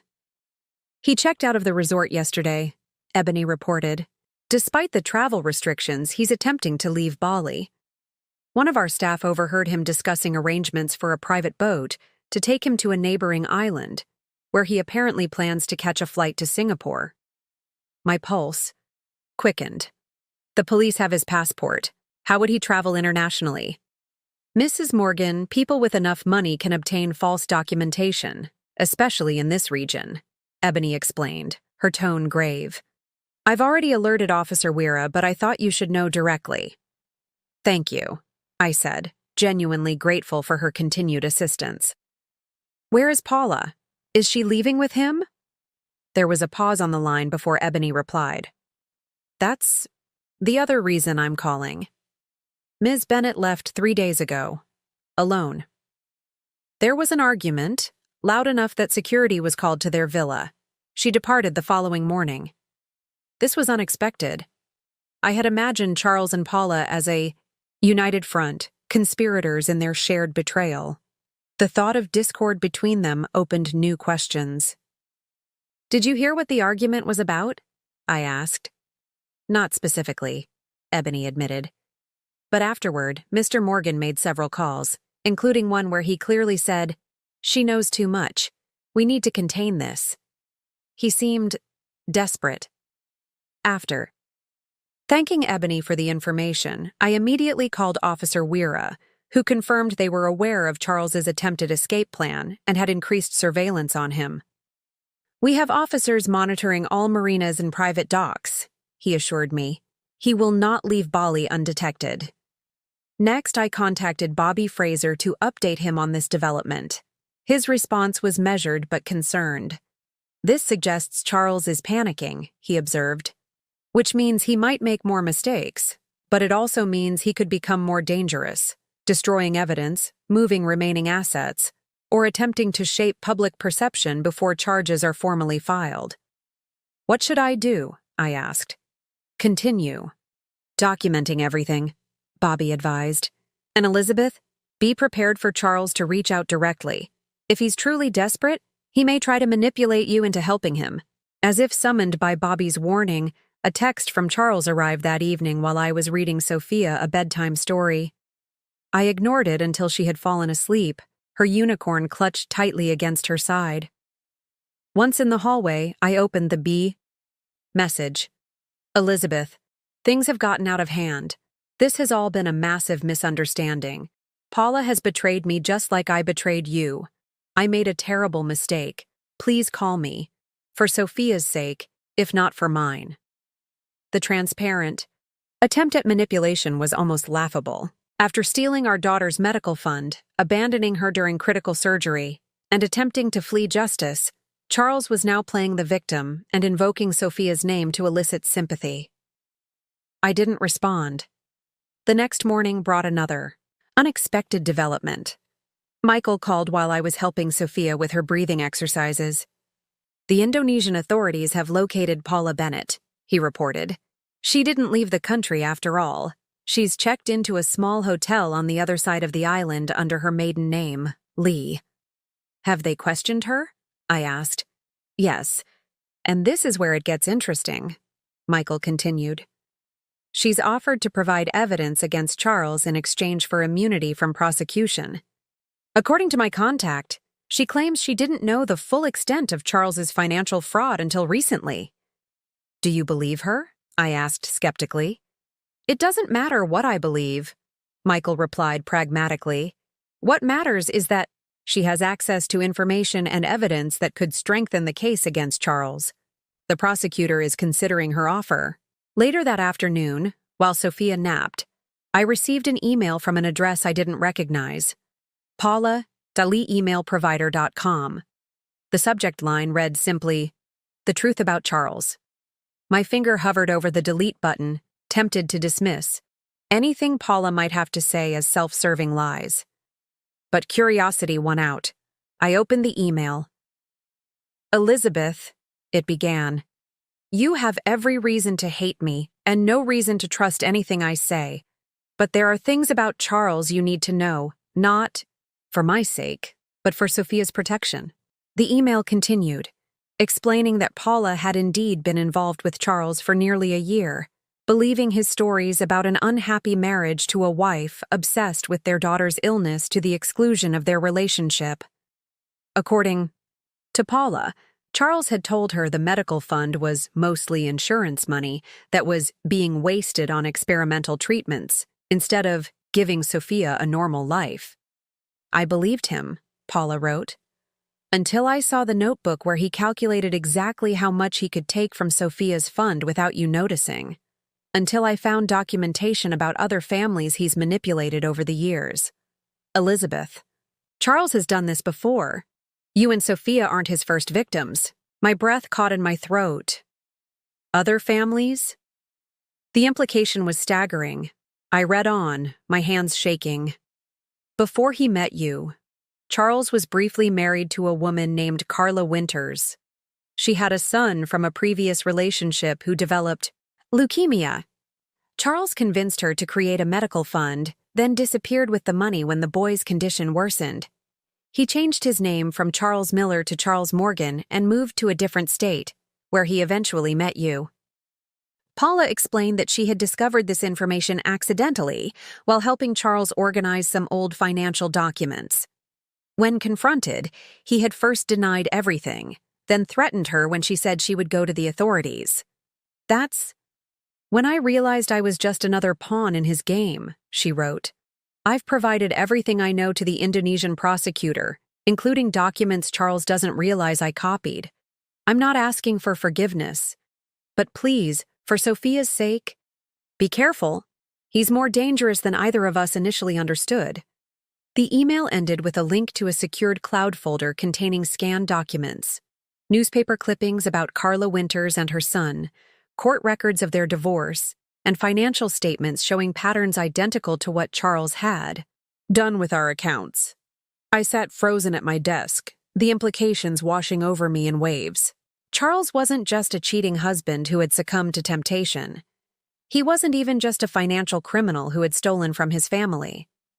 He was a predator who specifically targeted vulnerable families with sick children, positioning himself to exploit their distraction and desperation before moving on to his next victims.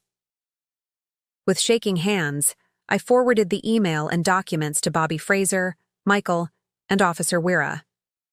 Then I sat back, a strange calm settling over me despite the horrifying revelations. The man I had married, the father of my child, was a stranger, had always been a stranger, his true nature concealed behind a carefully constructed persona designed to gain access to my life, my trust, and ultimately, to Sophia's medical fund. The sound of Sophia calling my name from her bedroom pulled me back to the present moment. As I rose to check on her, my phone rang once more. It was Officer Weira. "Mrs. Morgan," he said, his voice tense with urgency. "Charles Morgan has escaped police surveillance. We believe he is attempting to leave the country through illegal channels, and we have reason to believe he may try to contact you directly." Officer Weira's warning about Charles's escape echoed in my mind as I helped Sophia get ready for bed that evening. She'd had a good day. Her appetite was improving, and she'd managed to walk from her bedroom to the living room with minimal assistance. Small victories that would have filled me with simple joy before, but now were shadowed by a new, lurking fear. I checked the locks twice before settling onto the couch in the living room, my laptop open to review the documents Paula had provided. The evidence was overwhelming. Charles had used almost identical tactics with Carla Winters, establishing trust, creating financial entanglements, and then disappearing with funds meant for her son's medical care. The patterns were so similar it was almost as if he were following a playbook. Claudette had insisted on staying overnight, concerned about Charles potentially trying to make contact. She was in the guest room down the hall, close enough to hear, if anything happened, but giving me space to process the cascading revelations of the past weeks. Just after midnight, my phone lit up with an incoming call, Charles's number. My heart raced as I debated whether to answer. Bobby had advised documenting all contact, and the call recording app he'd recommended was already installed on my phone. After 3 rings, I accepted the call. Elizabeth. Charles's voice was smooth, controlled, the same tone he'd used countless times to convince clients to trust his investment advice. "I'm glad you picked up. We need to talk." "About what, Charles?" I kept my voice level, pressing the record button. "Your escape from police surveillance? Your history with Carla Winters? Or perhaps the fact that you stole our daughter's medical fund while she was fighting for her life?" There was a brief pause before he responded, his tone shifting to one of wounded innocence. "You've been talking to Paula. You can't believe anything she says. She's trying to save herself by throwing me under the bus." "The court records about your previous marriage aren't lies, Charles. Neither are the bank transfers from Sophia's account." "Elizabeth, please." His voice softened, taking on the persuasive tone I'd once found so comforting. "This has all spiraled, out of control. I made some terrible mistakes, but I never meant to hurt Sophia. You know how much I love her. Do I?" The calm in my voice surprised me. Because the Charles Morgan I thought I knew wouldn't have abandoned his daughter during heart surgery. He wouldn't have stolen money meant for her care. "I can explain everything," he insisted. "The money, it wasn't stolen. I was investing it, trying to grow it for Sophia's future treatments. Things just got complicated with Paula. She manipulated me, made me believe we could have a different life. But my eyes are open now. I want to come home, to make things right." The audacity of his lies might have been laughable if they weren't so calculated. I could almost picture him rehearsing this conversation, fine-tuning his excuses to hit the perfect notes of contrition and victimhood. "Where are you, Charles?" I asked, pretending to soften. "I can't say exactly," he hedged. "There's been a misunderstanding with the local authorities, but I'm working to resolve it so I can come back to you and Sophia." "And the money?" I pressed. "The $250,000 you took from Sophia's medical fund and our savings? It's safe," he assured me quickly. "Most of it, anyway. The property deal in Bali fell through. That's why Paula left. She was just after the money. But I can recover it, Elizabeth. I can make everything right again." "How would that work exactly?" I asked, maintaining the pretense of consideration while silently motioning to Claudette, who had appeared in the doorway. She nodded and slipped away, phone in hand, calling Michael as we had planned if Charles made contact. "I need a small favor first," Charles said, his voice dropping to a conspiratorial whisper. "My current situation is complicated. I need access to the emergency credit card in my desk drawer. If you could read me the number, I can arrange transportation back to the States." Once I'm home, we can sort everything out properly.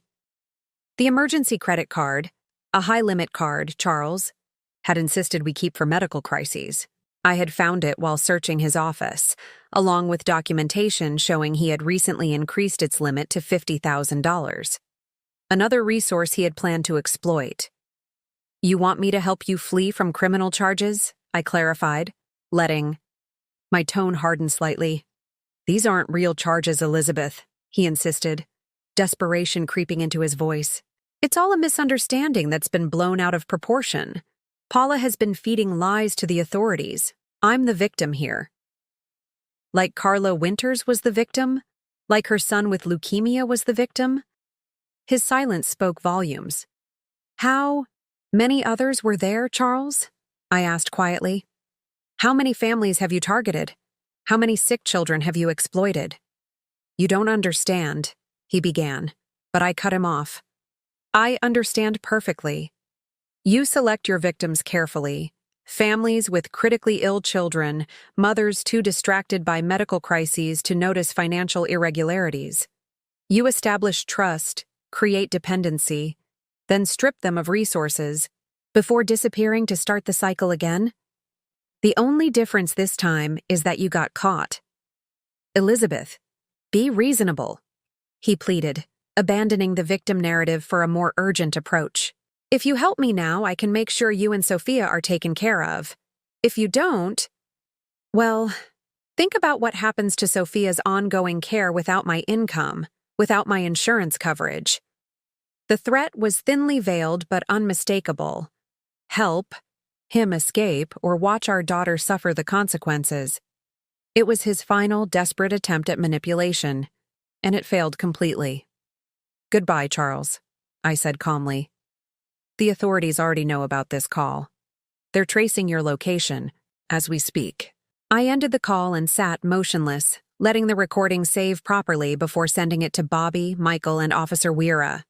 Charles's desperate attempt to manipulate me into helping him had only provided more evidence of his guilt and his willingness to use Sophia as leverage.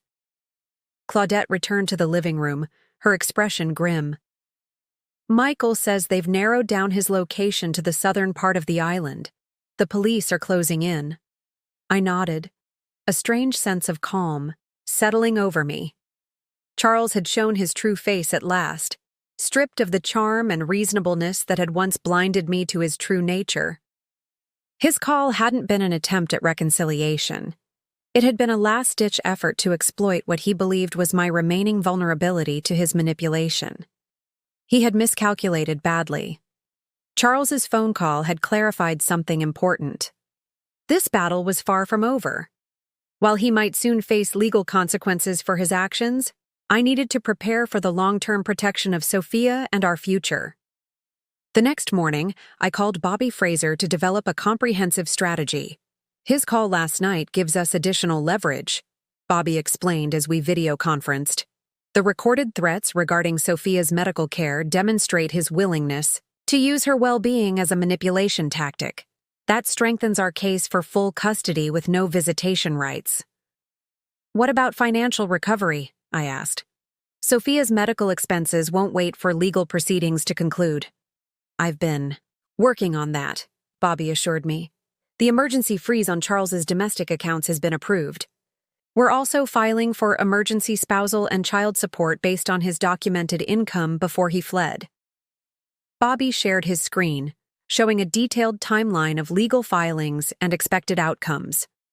"The hospital's assistance program has approved your application for immediate help with Sophia's current expenses. Michael's contact at the FBI has also expressed interest in Charles's case, given the interstate and international nature of his financial crimes." I nodded, taking notes as Bobby continued outlining the legal strategy.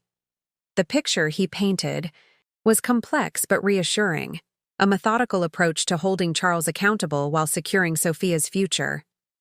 After the call ended, I focused on another crucial task: documenting everything about Sophia's medical history and care.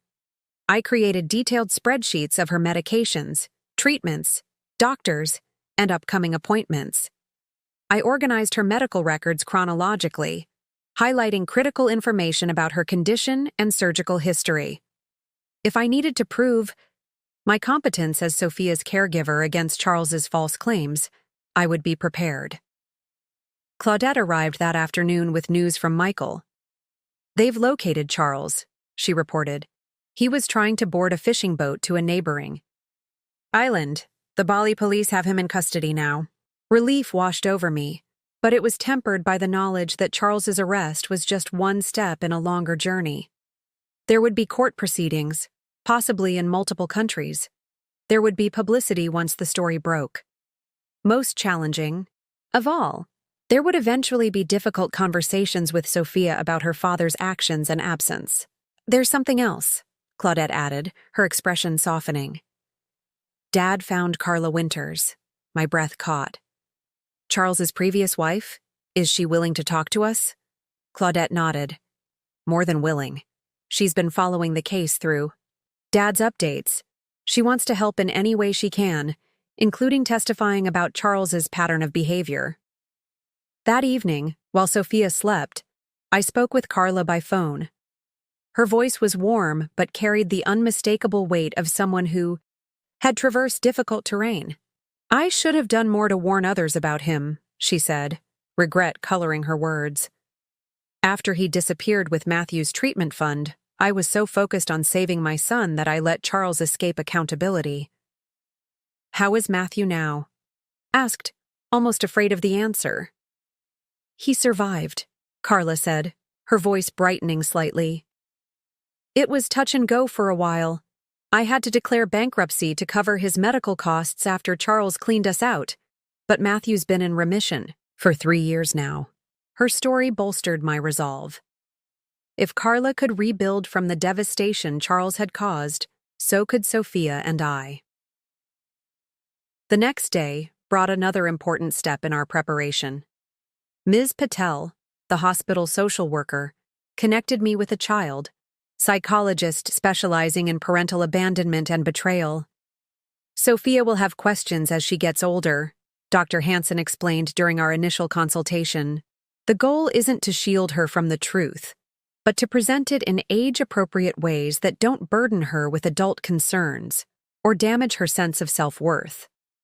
She provided resources, recommended books, and offered a framework for explaining difficult realities to Sophia as she matured. Most importantly, she helped me understand that protecting Sophia didn't mean hiding the truth. It meant creating a narrative she could process without internalizing her father's abandonment as a reflection on her value. With each step, each conversation, each document filed, I was building a foundation for our future. One where Sophia's well-being was protected, Charles's ability to harm us was contained, and our path forward was clear. The legal battle would be long, the emotional journey complex, but for the first time since discovering Charles's betrayal, I felt truly prepared. Charles had spent years plotting his escape. I was now equally methodical in ensuring he would face justice and never harm Sophia again. 1 month after Charles's arrest in Bali, I sat in a sterile conference room at the federal courthouse, waiting for the moment I had both dreaded and anticipated. The Indonesian authorities had expedited his extradition once the FBI became involved, prioritizing the domestic charges of wire fraud and theft. Now, as part of the pre-trial proceedings, I would face Charles for the first time since discovering his betrayal. Sophia was at home with Claudette, blissfully unaware of today's significance. At 6 years old, she understood only that her father had made bad choices and needed to fix his mistakes. The full truth would come later, when she was ready. The door opened and Charles entered, escorted by 2 U.S. Marshals. He wore an orange jumpsuit, his wrists shackled in front of him, a stark contrast to the polished investment banker I had married. Yet his demeanor remained unchanged, shoulders back, expression controlled, eyes calculating.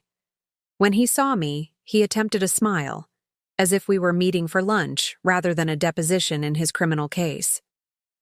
"Elizabeth," he said, his voice smooth as ever. "You're looking well." Bobby Fraser, seated beside me, placed a warning hand on my arm, reminding me to maintain composure. Across the table, the federal prosecutor arranged his documents while Charles's defense attorney whispered in his ear. "We're here to discuss the terms of a potential plea agreement," the prosecutor began. "Mr. Morgan has expressed interest in cooperating in exchange for consideration during sentencing." Charles leaned forward. "Elizabeth, this doesn't have to be so adversarial. I've made mistakes, but we can resolve this reasonably, for Sophia's sake." His invocation of our daughter's name ignited something inside me. "Don't you dare use her name," I said, my voice quiet but firm. "Not after what you've done." "What I've done was desperate, not malicious," he countered, slipping into his well-practiced role of misunderstood victim. "If you'd been more attentive to our marriage instead of obsessing over Sophia's every sniffle—" "Your Honor," Bobby interrupted, addressing the judge observing the proceedings, "Mr. Morgan is attempting to badger and blame the victim of his crimes." The judge nodded. "Mr. Morgan, you'll refrain from such comments or this deposition will end immediately." Charles's facade cracked slightly, revealing a flash of the anger beneath. "You've destroyed everything we built," he hissed at me. "Turned my own sister against me. Poisoned my relationship with my daughter." "No, Charles," I replied calmly, sliding a document across the table. "This is what destroyed everything. It was the notebook from his office, the one with calculations of how much he could steal from Sophia's medical fund without detection." His face paled as he recognized it. "You targeted me," I continued, my voice gaining strength. "Just like you targeted Carla Winters. You saw a mother distracted by her child's illness and recognized an opportunity. But this time, you failed. This time, you'll pay for what you've done." For the first time since I'd known him, Charles Morgan had nothing to say. The weeks following my confrontation with Charles brought a whirlwind of legal proceedings and life-altering decisions.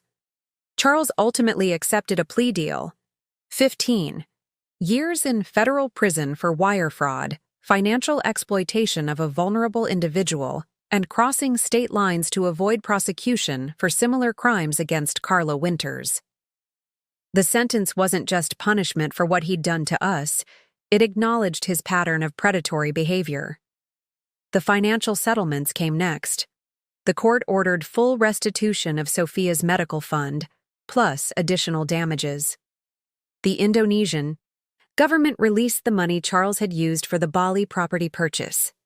Most surprisingly, Paula Bennett, seeking to distance herself from Charles's crimes, voluntarily surrendered the gifts and money he had lavished on her during their relationship. "It won't recover everything," Bobby explained as we reviewed the settlement documents. "But with the restitution and the insurance policy that's been reassigned to Sophia as the rightful beneficiary, her medical care is secure for the foreseeable future." The divorce was finalized quickly, granted on grounds of abandonment and financial misconduct. I was awarded full custody of Sophia with no visitation rights for Charles, a decision he didn't contest, perhaps finally recognizing the battle was lost. Most importantly, Sophia continued to heal, both physically and emotionally. Her cardiologist reported that the valve replacement was functioning well, her energy improving weekly. The child psychologist noted that while she sometimes expressed confusion about her father's absence, she wasn't showing signs of blaming herself, the most common and damaging reaction in children whose parents abandon them. News of Charles's arrest and conviction spread through our community. Some reactions surprised me. Friends who seemed embarrassed to make contact, as if Charles's criminality might somehow be contagious. Others stepped forward with unexpected support, from casseroles delivered to our door to offers of childcare when I needed to attend legal proceedings. Carla Winters and I developed a strange but comforting friendship, united by our shared experience of Charles's betrayal. Her son Matthew, now 9 and thriving in remission, became a source of hope for Sophia's future. tangible proof that recovery from both medical crises and parental abandonment was possible.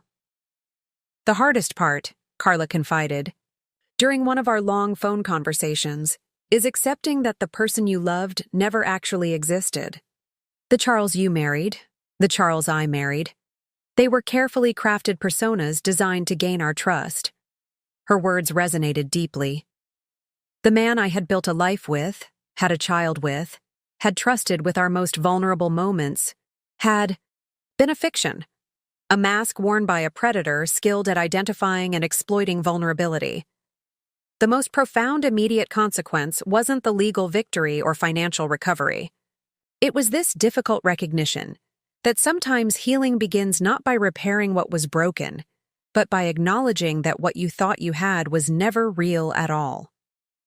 1 year after Charles's sentencing, life had settled into a new normal. Sophia had celebrated her 7th birthday with a small party in our backyard, a unicorn theme with purple decorations dominating every surface. Her medical progress continued to impress her doctors, though we maintained vigilant monitoring of her heart function. She had returned to school full-time, joined a gentle swim class designed for children with medical restrictions, and developed a passionate interest in marine biology after our visit to the aquarium. I had returned to work at the nonprofit, now, with flexible hours that accommodated Sophia's medical appointments. My colleagues had welcomed me back with sensitivity and support, creating a workspace where I could rebuild my professional identity while prioritizing my role as Sophia's mother. The financial aftermath of Charles's crimes had stabilized. With the restitution payments, insurance settlements, and careful budgeting, Sophia's medical needs were secured. We had downsized to a smaller house closer to her school and doctors, a fresh start and a space untainted by Charles's deception. Thought's emotional landscape was more complex. Sophia occasionally asked about her father, especially when school events highlighted other children's 2-parent families. Following Dr. Hansen's guidance, I answered her questions honestly but age-appropriately. "Daddy made choices that hurt our family," I would explain. "He's facing consequences for those choices now. It's not because of anything you did, and it doesn't mean you're not lovable or important." Some days, she seemed to accept this easily. Other days brought tears and confusion. Dr. Hansen assured me this was normal, a process that would evolve as Sophia matured and developed new ways of understanding her father's abandonment. For me, the healing came in unexpected moments. In the realization that I could make decisions without second-guessing myself. In the quiet satisfaction of handling household repairs, I would once have deferred to Charles. In the deep bond Sophia and I had forged through adversity, the wider ripples of Charles's actions continued to spread. The FBI had identified 3 other families he had targeted before Carla, women with chronically ill children whom he had courted, married, and defrauded before disappearing with their resources. His case had prompted a special task force focused on financial crimes targeting families in medical crisis. Carla, Matthew, and the other victims had formed an informal support network. Together, we were working with lawmakers to strengthen protections for vulnerable families and increase penalties for those who exploited them. Perhaps the most unexpected development came 6 months after Charles began serving his sentence. A package arrived containing letters he had written to Sophia, dozens of them, some dating back to the earliest days of his affair with Paula. I read each one carefully, searching for manipulation or harmful content before deciding whether to share them with Sophia. What I found instead was a chronicle of a fractured psyche, a man simultaneously planning to abandon his family while writing to the daughter he was betraying. The cognitive dissonance was stunning, revealing a compartmentalization so profound it bordered on pathology. I stored the letters away, unsure if Sophia would ever be ready to read them. They represented yet another complex layer of aftermath we would navigate when the time was right. The most important lesson of this extended aftermath became increasingly clear. Healing wasn't a destination, but a continual process of growth, adaptation, and renewal. one that Sophia and I were navigating, together, day by day. 2 years to the day since I discovered Charles's betrayal while sitting in a hospital waiting room, I found myself in a different hospital setting, this time celebrating. Sophia's latest echocardiogram showed the valve replacement continuing to function perfectly. Her cardiologist was extending the time between checkups, a milestone that deserved recognition. "Ice cream?" Sophia suggested as we left the appointment, her purple unicorn backpack bouncing against her spine. At 8 years old, she had grown taller, stronger, her dark hair now long enough for the braids she insisted on wearing every day. The surgical scar on her chest had faded to a thin white line she proudly called her warrior mark. As we sat in the ice cream parlor, Sophia with her strawberry cone, me with coffee, I marveled at how far we had come. The raw pain of betrayal had gradually transformed into something else. Not forgiveness exactly, but a kind of integration. Charles's actions were now part of our story, a difficult chapter, but not the defining one. Financial security had returned through careful planning, and the support systems we'd built. Professional satisfaction had come through my promotion at the nonprofit, where I now directed a program specifically designed to support families facing medical crises. Connection had flourished through our chosen family, Claudette and her new husband, Michael and his wife, the circle of friends who had stood by us, and the unexpected allies we'd found in Charles's other victims. Most importantly, Sophia was thriving. Her resilience continued to humble and inspire me. Last month, when a classmate had made an unkind comment about her not having a dad, Sophia had responded with startling wisdom. "Some people don't get good dads, but I got the best mom, so I'm actually really lucky." The question of Charles himself had settled into a manageable space in our lives. He remained in prison, his appeals denied. Sophia had decided, with the help of her therapist, that she wasn't ready to read his letters or visit him, decisions I supported while leaving the door open for her to change her mind as she matured. As we finished our ice cream, Sophia looked up at me with her father's eyes, but an expression entirely her own. Thoughtful, determined, unquestionably herself. "Mom," she said, suddenly serious, "remember when I was really sick and Dad wasn't there?" I nodded, my chest tightening at the memory. "I was scared then," she continued. "But I'm not scared anymore." "No?" I asked. She shook her head decisively. "Nope, because now I know that even when really hard things happen, we figure it out. That's what you taught me." Her words struck me with unexpected force. Amid all the pain, the betrayal, the struggle to rebuild, this was what had emerged. A child who had learned not that the world was dangerous and people untrustworthy, but that difficulties could be overcome with courage and connection. The life Charles and I had built together had been constructed on illusion, but what had risen from its ruins was solid, authentic, and wholly ours. Our story hadn't ended with betrayal at a hospital bedside. That had been merely the beginning of a different journey, one that had led us here, to this moment of simple joy over ice cream and good medical news. As we walked to the car hand in hand, I reflected that the greatest victory wasn't the legal, justice, financial recovery, or even personal healing, though all were significant.